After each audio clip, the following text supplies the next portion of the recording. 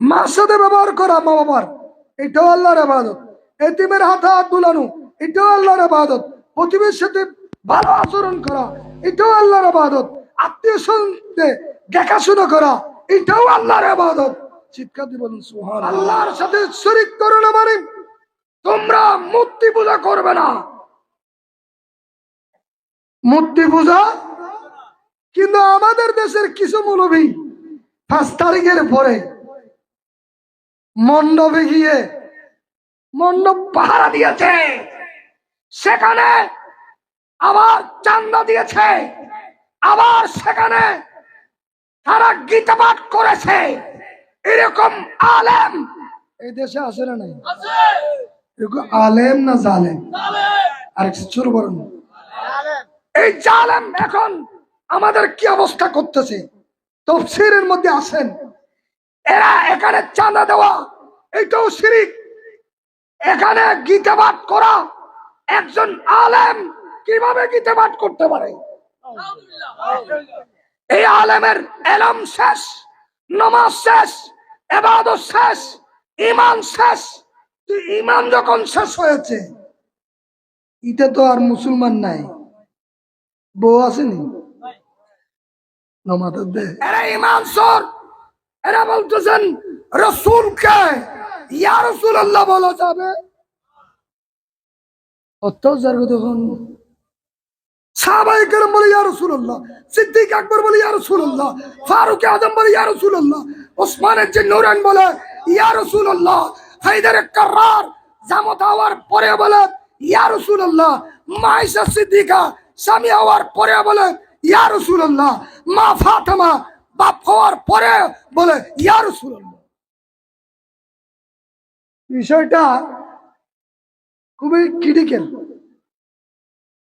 অর্থাৎ এটা তাফসীর মাহফিলের মধ্যে এগুলো দেয় আর কি। সূরা নিসার 36 নম্বর আয়াতে তাৎপর্য কথা বুঝছেন? কোন সূরা? আরেকটু জোরে বলি, নম্বর আয়াত নম্বর কত? 36। এই আয়াতের মধ্যে আল্লাহ তাবারক ওয়া তাআলা আমাদের জন্য কি নির্দেশনা দিয়েছে সেই সম্পর্কে আলোচনা। এবার একটু জোরে বলি সুবহানাল্লাহ।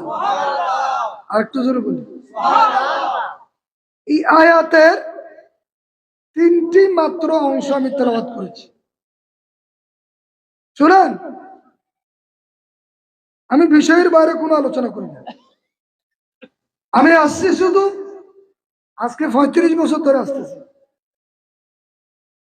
আপনাদেরকে একটু দেখার জন্য, মুরব্বীদের জিয়ারত করার জন্য। এই আয়াতের মধ্যে